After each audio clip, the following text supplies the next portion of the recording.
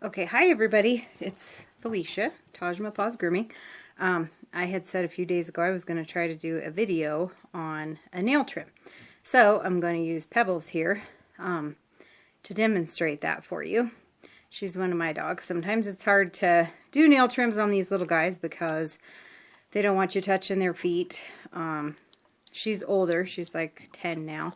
So she's a little bit more sensitive with her feet. So I'll just show you.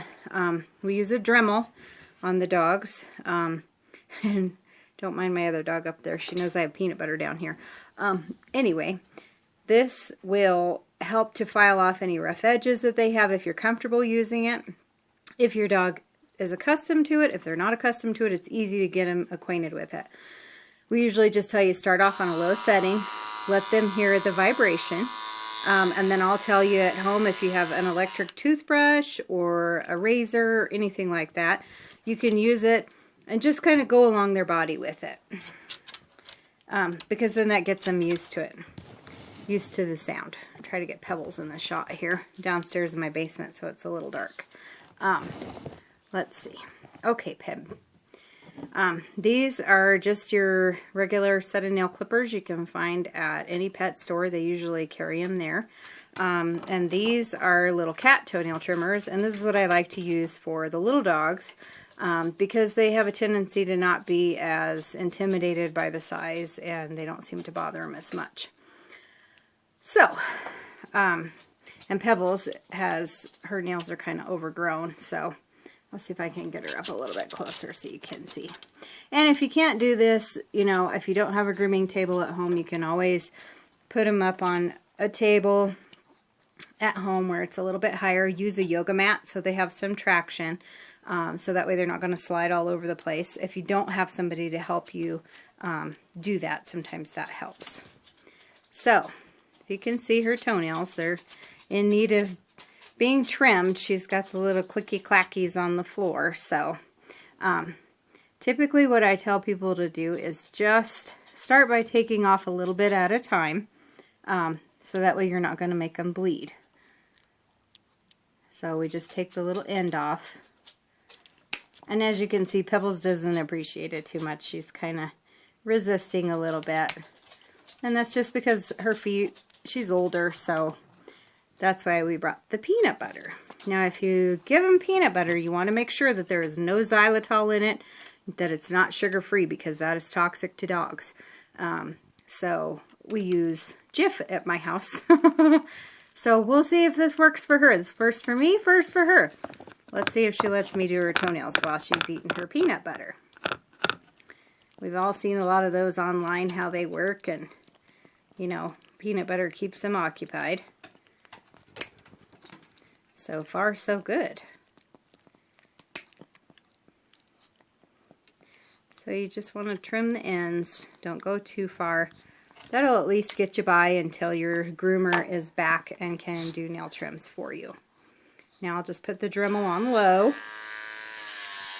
And a lot of our dogs at the shop are completely used to the Dremel because we use this on everybody.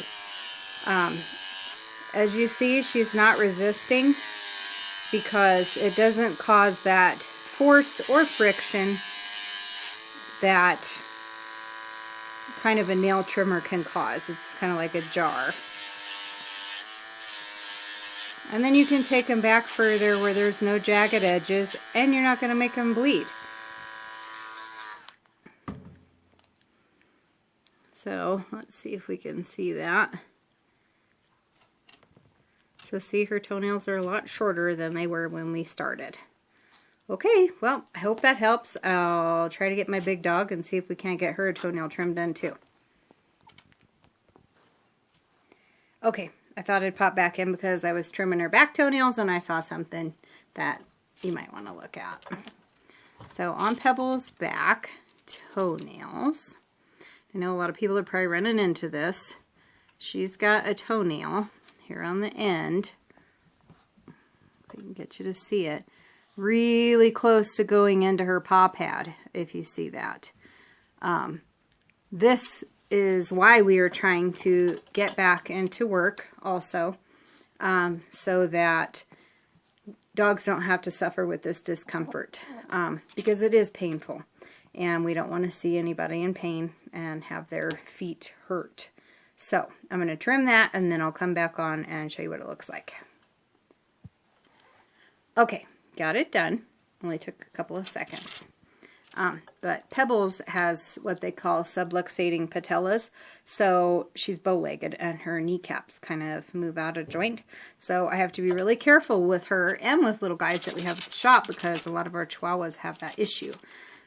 So you just want to hold them up from behind and then take that foot and then you can just kind of bend that joint in a natural position where their back foot goes up and down and you're not putting any pressure on that patella or their kneecap, so it doesn't pop it out of joint.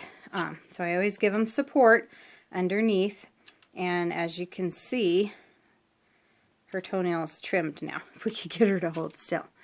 Let's see, right there. So you can see, if you zoom in maybe, you might be able to see where her quick is. But it's not touching that paw pad anymore. And that's what we don't want because, like I said, that can be kind of painful for these guys. Or any dog for that matter. So, okay, well, we'll see you soon. Bye.